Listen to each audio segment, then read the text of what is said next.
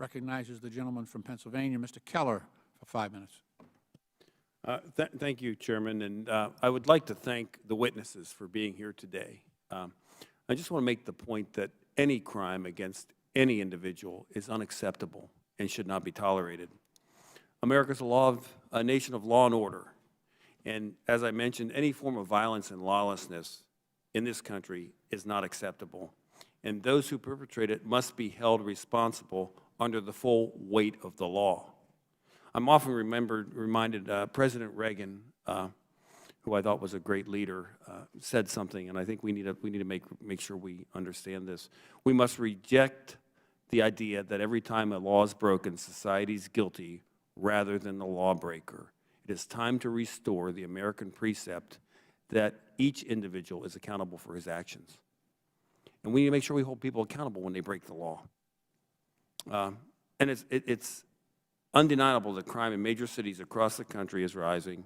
According to the Major Cities Chiefs Association, homicides and aggravated assaults are up 50% and 36% respectively compared to 2019. This is an alarming trend that demands this committee's full attention.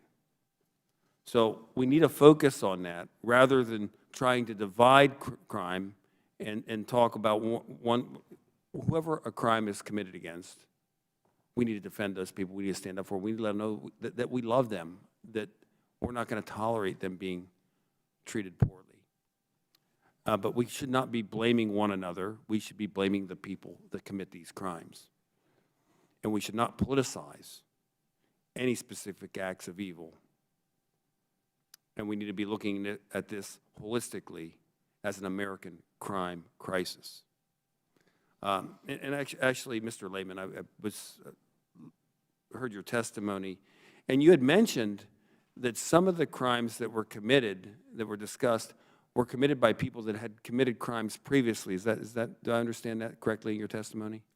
Yes, and just to draw out those figures which are available in my testimony, among individuals who were arrested for hate crime in New York State, 2019 to 2021, 52% had a prior conviction, 32% had a prior felony conviction, 36% had an open case, a pending case, 20% were rearrested within 6 months of release. So a significant proportion of hate crime offenders, similar to the non-hate crime offending population, have prior criminal histories and have a tendency towards criminal behavior.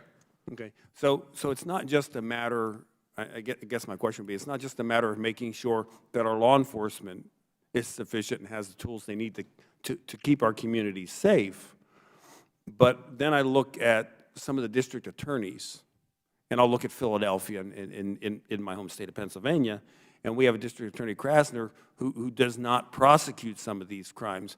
What impact does that have when you have police officers enforcing the law and arresting the people that are perpetrating crime against citizens, and then the district attorney does not prosecute them, or they don't have sufficient bail? What does that do to security in America? I'll talk specifically about hate crime, and there's frequently an overlap between hate crime and petty crime. In many jurisdictions, if I spray paint a swastika, I can be arrested for a hate crime and charged with it.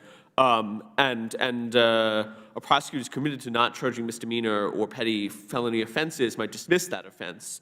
And I suspect that downstream of that behavior is more serious aggravated offending.